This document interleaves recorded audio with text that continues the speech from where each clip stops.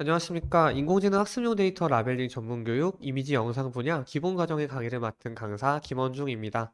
다들 기본 과정 첫 번째 강의는 잘 수강하셨을까요? 이제 두 번째 강의부터 저희가 프로젝트 탐구로 드디어 들어가게 됩니다.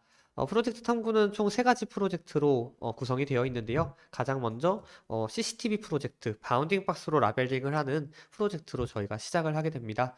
그래서 한번 세부적인 내용들이 화면 시연도 준비되어 있고, 그 다음에 실제로 데이터 라벨링을 진행할 때 보셔야 하는 가이드라인을 저와 함께 리뷰하는 시간도 있으니까요.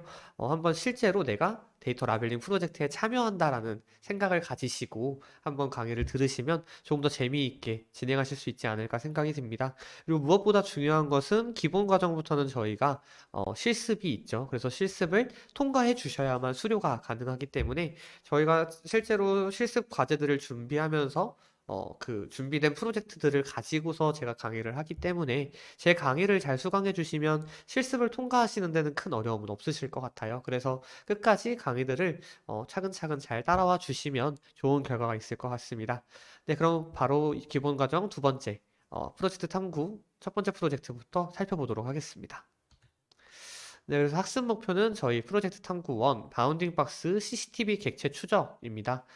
바운딩 박스 라벨링 기법을 습득하는 것이 첫 번째 가장 중요한 목표가 되겠고요. CCTV 객체 추적 프로젝트의 라벨링 가이드라인을 실제로 함께 보면서 이런 식으로 가이드라인이 준비되고 이것들을 내가 잘 이해하고 프로젝트에 들어가야 되는구나. 이런 것들을 미리 한번 체험해 보신다. 이렇게 생각하시면 좋을 것 같습니다. 특히나 중요한 것은 바운딩 박스는 입문 과정에서 말씀드린 것처럼 가장 보편적으로 많이 쓰이는 기법입니다. 그래서 어느 곳에 가시던 바운딩 박스 프로젝트가 가장 많이 존재하고 또 쉽게 참여하실 수 있는 프로젝트다 보니까 집중해서 잘 들어주시면 추후에도 많은 도움이 될 것 같습니다. 네, 그래서 학습 목표 함께 살펴보았고요. 바운딩 박스 라벨링 기법입니다. 기법에 대해서는 저희가 입문 과정 그리고 기본 과정 첫 번째 강의에서도 한번 많이 보았는데 그래도 한번 CCTV 객체 추적이라는 프로젝트 내에서 바운딩 박스 기법은 어떻게 적용되는지 이 포인트를 가지고 한 번 더 살펴보도록 하겠습니다. 바운딩 박스 생성은 저희가 저작 도구 설명드렸던 것처럼 좌측 상단, 우측 하단에 포인트를 만들죠. 이때 점을 찍는 이 위치들이 바로 이미지를 구성하는 가장 작은 점의 단위인 픽셀입니다. 이 픽셀에다가 포인트를 생성함으로써 라벨링을 하면 인공지능은 나중에 이 좌표 값들을 가지고서 학습을 하기 때문에 지금처럼 이렇게 바운딩 박스를 생성하실 때는 객체의 범위 제일 가장자리 모서리를 클릭해 주는 것이 중요합니다. 그리고 대각선 방향 반대 모서리를 클릭함으로써 박스를 완성하게 된다. 이렇게 생성한다. 라고 이해하시면 좋을 것 같습니다. 수정을 할 때는 선택 도구로 그 객체를 더블 클릭하시거나 패널에서 해당 어노테이션을 선택하시면 됩니다. 그러면 어노테이션 그 박스가 선택이 되면서 예를 들어서 저희가 객체를 라벨링 할 때는 종류도 선정을 해줘야 되잖아요, 클래스를. 그래서 유모차면 유모차, 일반인이면 일반인, 이런 식으로 어노테이션을 선택하거나 속성을 수정해 주실 수가 있고요. 보시는 것처럼 조정점, 박스를 만들게 되면 그 네 가지 방향, 그 꼭지점 외에도 중앙마다 점이 하나씩 생깁니다. 그 점을 가지고 조정을 하면서 객체에 딱 맞는 라벨링을 만들 수 있도록 수정이 가능하다라고 보시면 되겠습니다. 크기를 확인할 때는 객체의 경계. 여기서 객체의 굉장히 중요한 기준이 한 가지 나오는데 가이드라인에서도 한 번 더 살펴볼 거고요. 객체는 이때 사람만 객체가 아니라 이 사람이 가지고 있는 소지품, 예를 들어서 가방이라던가 지금 같은 경우에는 유모차도 이 사람이 소유하고 있는 어떤 또 다른 객체다. 이렇게 저희는 보기 때문에 경계에 맞게 바운딩 박스를 이렇게 생성해 주시는 것이 적합하겠습니다. 부적합한 사례들도 있죠. 보시는 것처럼 조금 헷갈리셔서 사람한테만 라벨링을 하시는 경우도 있을 수 있고 보시는 것처럼 여백이 존재하는 경우에는 저희가 부적합한 라벨링이라고 판정을 하기 때문에 바운딩 박스의 크기와 범위를 반드시 꼼꼼하게 확인을 해야 하는 것이 중요합니다. 그래서 라벨링 가이드라인을 좀 자세하게 살펴볼 텐데요. 가이드라인 숙지 같은 경우에는 가이드라인 보기 페이지에서 문서를 열어서 기준 및 사례 등을 숙지하게 됩니다. 그래서 보시면 아래쪽에 저렇게 가이드라인 목록 중에 한 가지로 나와 있는 거 보이시죠? 여기서 중요한 것은 가이드라인이라는 것은 지속적으로 업데이트되고 보완될 수 있습니다. 그래서 버전 1 가이드라인 초안 첫 번째 거가 아니라 지속적으로 프로젝트 통해서 가이드라인은 계속해서 수정되고 보완된 또 다른 변경 이력들이 나올 수 있거든요. 그래서 이 목록 내에서 내가 가장 최신의 가이드라인을 보고 있는가, 그리고 가이드라인이 또 다시 올라왔다면 어떤 부분에 변화가 있는 것인가, 이런 것들을 라벨러 분들께서 잘 파악하고 계시는 게 중요하겠습니다. 그럼 가이드라인에는 어떤 내용들이 담겨 있냐면 가장 먼저 라벨링 순서를 설명하게 될 거예요. 가이드라인은 기본적으로 프로젝트 개요에 대한 설명도 있겠지만 라벨러 분들이 데이터 라벨링을 할 때 어떤 순서로 라벨링을 해야 하는지를 담고 있습니다. 예를 들어서 객체 확인부터 해야 하고, 그 다음은 그 객체를 라벨링하고, 객체를 라벨링하면 클래스를 설정하고 최종적으로 작업을 제출하는 이 단계 프로세스에 대한 설명을 반드시 담고 있을 것입니다. 그래서 가이드라인을 탐구하실 때는 이 라벨링 순서를 잘 보시는 게 중요할 것 같습니다. 그럼 라벨링 순서 첫 번째부터 한번 살펴보면 객체를 확인하죠. 그래서 역사 내 사람과 그 소지품이 이 CCTV 가이드라인에서는 객체다라고 보여지고요. 그 다음 라벨링을 할 때는 객체당 한 개의 바운딩 박스를 라벨링합니다. 무조건 객체마다 바운딩 박스는 하나, 이건 아닙니다. 프로젝트마다 예를 들어서 사람의 머리와 몸 각각 이렇게 두 개의 바운딩 박스를 생성할 수도 있는 것이고요. 프로젝트마다 가이드라인이 다르고 가이드라인마다 객체마다 바운딩 박스를 어떻게 라벨링 할지에 대한 내용이 다르기 때문에 가이드라인에서 라벨링과 관련된 내용을 꼼꼼하게 봐주셔야 합니다. 그 다음 클래스를 설정하실 때는 보시는 것처럼 다양한 종류 중에 어떤 종류에 속하는지를 선택하시는 방식으로 진행하게 되고요. 마지막으로 모든 객체를 라벨링한 다음에는 알맞게 작업했는지 한번 다시 보시고 제출하시면 되겠습니다. 마치 저희가 학창 시절에 시험 문제 풀 때 OMR 카드 같은 것에다가 답안지를 표기하고 내가 잘했는지 한 번 더 보는 것처럼 라벨링 작업도 모든 것을 작업이 끝나셨을 때는 한 번 더 전체적으로 봤을 때 미처 발견하지 못했던 새로운 것들이 나오는 경우들이 있기 때문에요. 최종 제출 전에는 한 번 더 반드시 데이터를 쭉 봐주시는 것이 더 꼼꼼한 작업에 도움이 되겠습니다.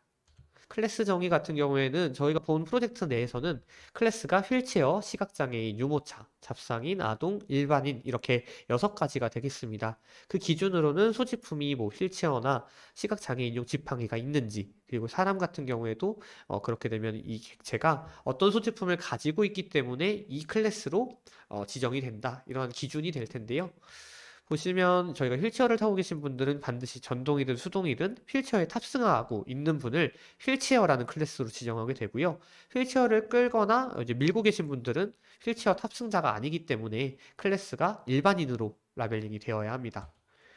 시각장애인의 경우에는 지팡이가 반드시 같이 보여야 합니다. 예를 들어서 시각장애인분이 지팡이를 짚다가 CCTV 이 카메라 기준으로 등을 져서 지팡이가 보이지 않는 경우, 그럼 그 경우에는 이분은 일반인이라고 클래스를 지정을 해주셔야 합니다.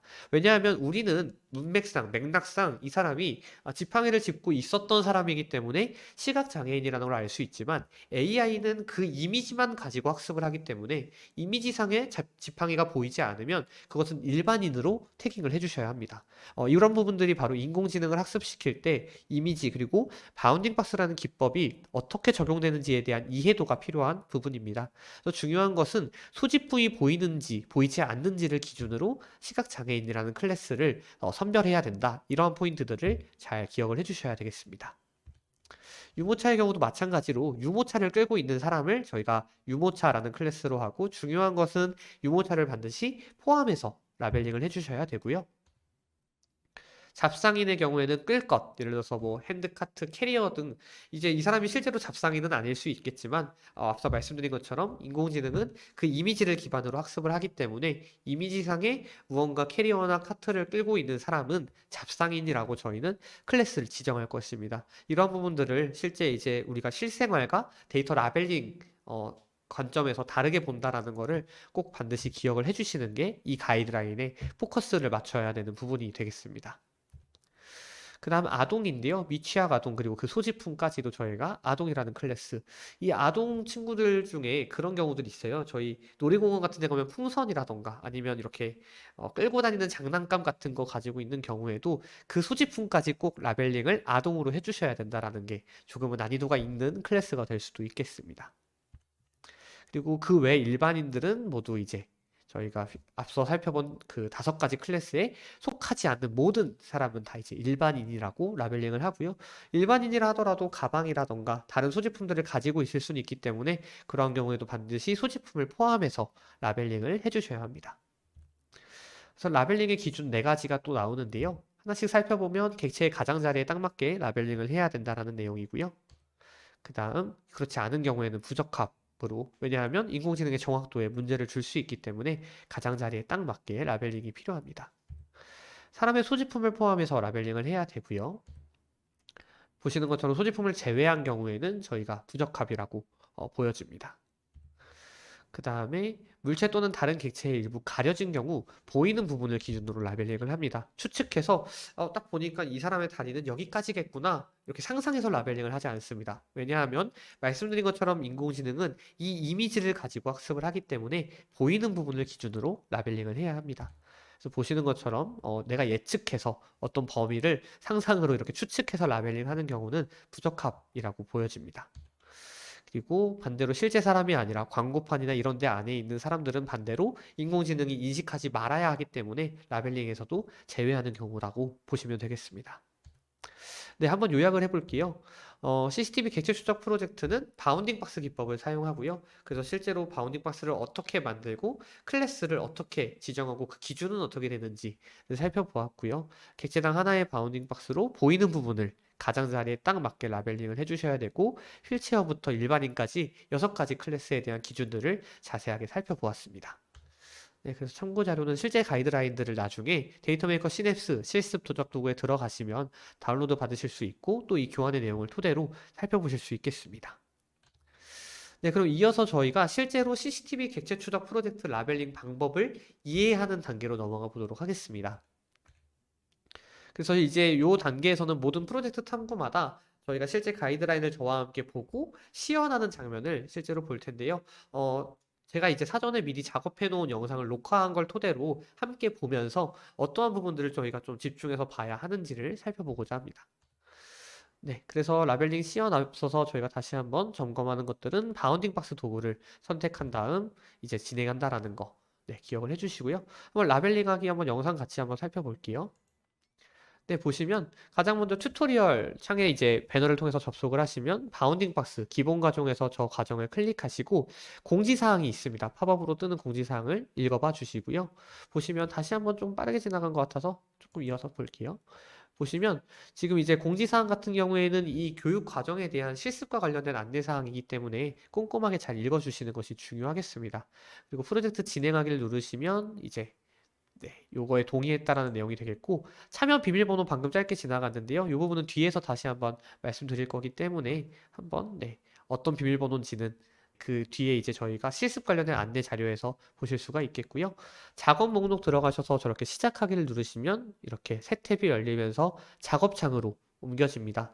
보시면 바로 이렇게 이미지가 나올 거예요. 그래서 바운딩 박스는 저렇게 이제 바깥쪽에 있는 객체부터 저희가 점을 찍는 방식으로 라벨링을 하게 될 텐데 왼쪽에 바운딩 박스 도구를 반드시 먼저 클릭을 해주시고요.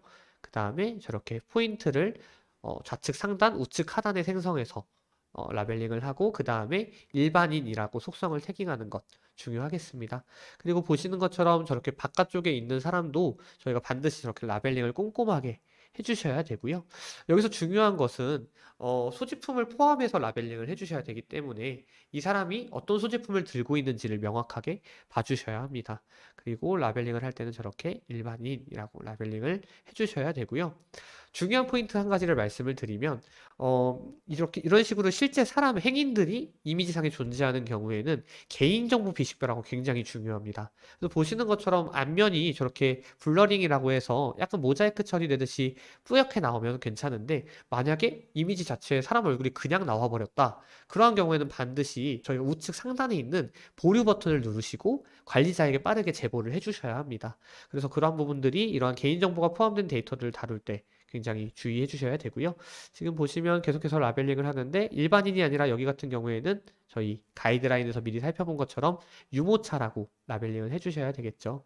네, 그래서 이런 식으로 하나의 작업이 끝나면 저장 그리고 제출 버튼 누르시면 다음 이미지로 넘어가게 됩니다.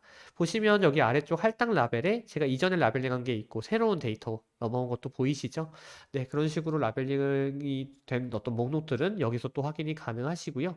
보시면 이미지의 객체가 잘려 있기 때문에 외곽부터 라벨링을 해야 해서 여기 좌측 이제 하단에 이미지 경계 조정이라는 기능을 통해서 바깥에서부터 그냥 이렇게 드래그를 끌어도 가져올 수 있게끔 되어 있는 것 보이시죠? 네, 그래서 저렇게 라벨링 해주시고 객체가 겹쳐 있는 경우 그런 경우에는 저렇게 박스를 겹쳐서 라벨링 해주시고 아동이라고 클래스를 태깅해 주시면 되겠고요. 여기 같은 경우에는 이제 저희 보이는 부분을 라벨링하는 거기 때문에 이제 그냥 가볍게 보시다 보면 딱 여기 상체까지만 보인다라고 생각하실 수 있는데 다리 부분까지도 꼼꼼하게 라벨링 해주셔야 합니다. 그리고 신발 같은 경우에도 그림자와 신발을 잘 구분하시는 것이 또 중요할 수 있기 때문에 라벨링을 하실 때 요 창에 보이는 확대 패널을 통해서 좀 자세하게 보시면서 라벨링을 해주시는 것도 굉장히 좋은 방법이 되겠습니다. 네, 그래서 마찬가지로 외곽에 잘린 부분들은 외곽 조정 기능을 통해서 저렇게 이미지 바깥으로도 마우스 포인트가 이동할 수 있기 때문에 작업하시는데 조금 더 원활하게 작업이 가능하실 것 같고요. 간혹 이제 라벨링을 하실 때 보면은 이렇게 소지품들이 많으신 분들이 계세요. 그런 경우에는 반드시 이렇게 십자 격자를 토대로 소지품의 끝에 잘 딱 맞게 가장자리를 맞춰서 작업을 해주시는 것이 중요하겠습니다. 네, 그리고 마찬가지로 라벨링 이렇게 할 때는 외곽에 딱 맞춰서 꼼꼼하게 작업을 해주시고요. 지금 보시면 일반인 같은 경우가 굉장히 많죠. 그래서 뒤에서 한 번 더 살펴볼 텐데 이런 식으로 특정 클래스가 너무 많으면 자동으로 일반인으로 이제 지정이 되도록 기본값을 설정하는 방법도 있어서요. 그러한 것들도 뒤에서 한 번 더 살펴보도록 하겠습니다. 네, 그렇게 두 번째 이미지까지 끝냈고 실제 실습 때 이 이미지들을 작업을 하시게 될 거예요. 그래서 사실은 지금 보시는 게 어쩌면 정답이 될 수도 있겠죠. 그래서 그런 것들 잘 기억하셨다가 진행하시면서 궁금하신 부분들은 이 강의를 다시 들어주시면 좋을 것 같고요. 보시면 클래스 선택에서 확장형 들어가서 일반인이라고 클릭을 저희가 해두었죠.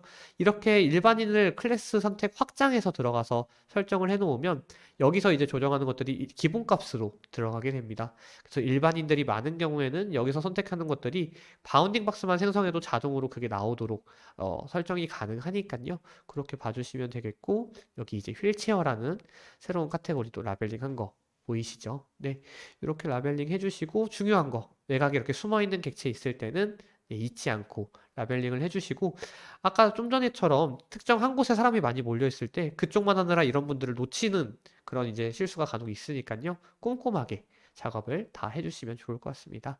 네, 이런 식으로 하나가 끝나면 제출하는 방식으로 라벨링은 수행을 해주시면 되겠고요. 네, 그러면 이어서 저희 수정하기에 대한 기능도 이어서 볼게요. 수정하기 같은 경우에는 저희가 실습에서는 이 데이터 라벨링 한 것들을 제출하셨을 때 자동으로 채점을 진행하게 됩니다. 그래서 한번 지금 제가 보여드리는 이 작업창을 보시면서 작업을 잘 했는지를 한번 스스로 검토해 보시고 제출을 눌렀을 때 채점 결과가 어떻게 나오는지도 보면 참 좋을 것 같은데요. 보시면 지금도 두 번째 사람 객체까지 라벨링을 하고 있는데 꼼꼼하게 작업을 해주시는 것이 굉장히 중요하겠고요. 보시면 네, 경계를 잘 조정했네요. 그리고 여기 이제 새로운 클래스 속성의 사람이 나오는데 라벨링 하는 거 한번 같이 볼까요? 좌측 상단에 점을 찍고 우측 하단에 포인트를 생성합니다.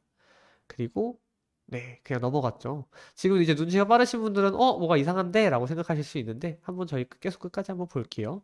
이게 실제로 시연을 제가 실습창에 들어가서 했기 때문에 실제로 실습을 진행하실 때 저런 식으로 화면이 나올 거예요. 그래서 나는 라벨링 다 했어 라고 생각하시고 조정하고 제출을 네, 저장 먼저 하시고 제출을 누르면 보이시죠? 여기 뭔가 검수 코멘트에 벌써 자동 채점 결과가 나와 있어요. 그럼 한번 하나씩 보면 네, 여기 이제 어노테이션 번호가 떠 있고 거기를 클릭하면 얘 문제가 있다라는 게 나오죠. 보면 소지품이 검정색 가방이 여기까지 있는데 조정을 제대로 안 했기 때문에 낮은 정확도라고 채점 결과가 나온 것이고요. 하나 더 있는 거는 네, 아까 눈치가 빠르신 분들은 끌 것을 가지고 있기 때문에 저 사람은 일반인이 아니라 잡상인이죠. 네, 저 잡상인이라는 클래스로 수정을 해야 되기 때문에 오태깅, 오검출이라고 잘못되어 있다라고 이제 채점 결과가 나와 있습니다. 네, 그래서 이런 식으로 작업하신 거를 제출했을 때 검수 코멘트에 문제가 있으면 결과를 다시 한번 이제 이야기를 해줍니다. 그래서 이러한 것들을 보시고 내가 왜 틀렸다라고 했는지를 거기 이제 번호 클릭하셔서 이 객체에 뭐가 문제가 있다라는 걸 채점 결과가 알려주니까요. 그 결과를 보시고서 수정을 해주시면 되겠습니다. 네, 그러면 요 이제 미검출, 오검출 이런 오류에 대한 내용을 저희가 뒤에서 한 번 더 살펴볼 거기 때문에요. 시연에 대한 내용을 한 번 더 정리를 하면 실습 프로젝트 중에서 이제 저희가 3개 과제를 통과하면 프로젝트가 완료로 표시가 됩니다. 준비된 나머지 과제들은 자유롭게 또 진행하실 수 있기 때문에 관심이 있으신 분들은 계속해서 해주시면 되고요. 실습 수료를 위해서는 3개 과제를 통과하고 프로젝트가 완료로만 표시되면 중단하셔도 무방할 것 같습니다. 네, 그래서 이렇게 한번 시연에 대해서 실습에 대한 내용들, 라벨링에 대한 내용들 실제로 살펴보았는데요.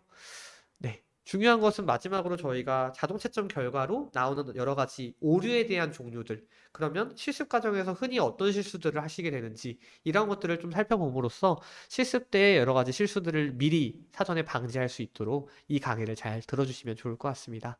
그래서 다양한 사례를 습득하는 게 마지막 학습 목표가 되겠고요. 사례 연구입니다.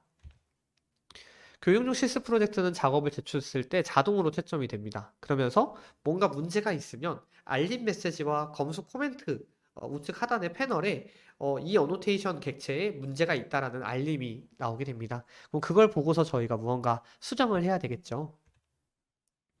자동 채점 오류 항목, 예를 들어서 먼저 보류에 대해서 그 다음에 부적합 사례는 4가지가 있는데 이 사례들을 좀 하나씩 살펴보고자 합니다.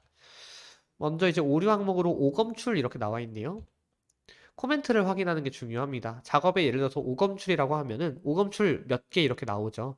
그러면 전체 이미지 내에 사람이 5명이어서 객체가 5개였는데 그 중에 오검출이 1개다 하면 5개 객체 중에 무언가 하나가 문제가 있다는 뜻이겠죠. 그리고 아래쪽에 부적합 사유로 어떤 어노테이션이 통과되지 못했는지도 나오게 됩니다.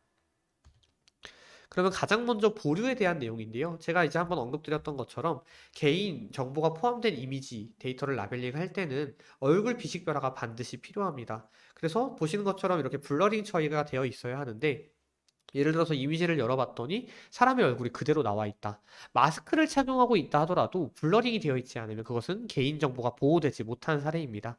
그래서 그러한 문제가 되는 데이터가 있을 때는 보류를 누르시고 그냥 넘어가는 게 아니라 반드시 관리자에게 이야기하셔서 문제가 있다는 것을 알려주셔야 한다. 이슈 보고에 해당하겠죠. 그래서 이러한 부분들이 한 가지가 있겠고요. 이제 중요한 것들, 실습에서 수강생분들이 이제 흔히 하시는 실수들은 어떤 것들이 있는지 기본적으로 미검출이 한 가지 있습니다. 보시면 저 이미지 바깥쪽에 있는 작은 사람들을 놓치시는 경우들이 있어요.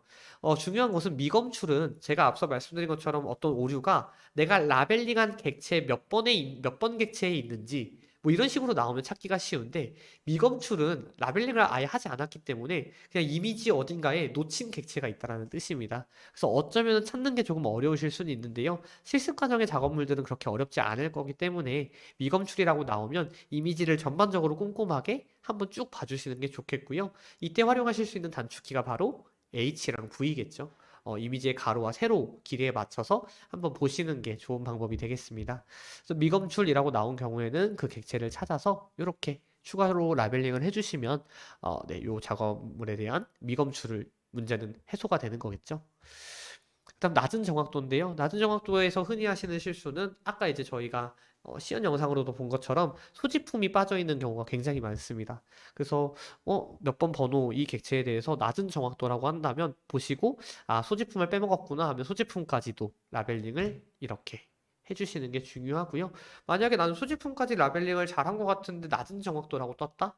그러면은 이제 저희가 의심해 볼 수 있는 거는 외곽에 조금 여백을 많이 줬다거나 혹은 보이는 부분까지 해야 되는데 너무 필요 이상으로 많이 하다 보니까 잘못해서 정확도가 오류가 난 경우 이런 경우가 나올 수가 있겠습니다. 그리고 미검출 마찬가지로 앞서 본 것처럼 저렇게 확대 후 라벨링해서 반대쪽 객체를 해주셔야 된다라는 건데요. 이게 이제 말씀드린 것처럼 사람이 많이 몰려있는 부분만 보고서 라벨링을 하다 보니까 미처 반대쪽에 이미지가 더 남은 부분이 있다라는 것을 놓치시는 경우를 의미합니다. 그래서 이러한 경우 반드시 모든 객체를 확인하고 라벨링을 해주셔야 합니다. 보시면 소지품을 따로 라벨링 하시는 경우가 간혹 있습니다. 그러면은 이제 두 개가 되는 거죠. 하나는 유모차는 유모차 소지품까지 해야 되기 때문에 낮은 정확도라고 뜨고, 그 다음에 엉뚱한 객체를 라벨링했기 때문에 과검출이라고 나올 텐데요. 이러한 경우에는 요거를 하나로 합쳐주는 방식으로 수정을 해주시면 되겠습니다. 네, 이로써 저희 두 번째 그 CCTV 객체 추적, 바운딩 박스 프로젝트에 대한 탐구를 맞춰볼 텐데요. 실습 프로젝트에서 실습 과제를 제출하면 자동 채점이 되고요. 그리고 비식별화가 처리되지 않은 경우는 보류를 누르고 이슈 보고를 해주셔야 합니다. 그리고 앞서 말씀드린 것처럼 자동 채점이 되기 때문에 그 결과 부적합 사유로 미검출, 오검출, 과검출, 낮은 정확도 이 네 가지가 있기 때문에 나오시는 그 오류를 보시고서 내가 어떤 것들을 수정해야 되는지를 살펴보실 수 있겠습니다. 네, 그래서 참고 자료 한 번 더 확인 부탁드리고요. 네, 마찬가지로 질문에 대한 부분들은 여기 보이시는 이메일로 접수를 해주시면 강의에 대한 내용, 실습에 대한 내용, 혹은 교육 과정에 대한 내용들에 대한 질문을 저희가 답변을 드리고 있습니다. 그래서 궁금하신 분들은 저기 이제 이메일로 잘 작성해서 보내주시면 되겠습니다. 네, 이로써 프로젝트 탐구 첫 번째 CCTV 객체 추적 프로젝트에 대한 전체적인 탐구를 마치도록 하겠습니다.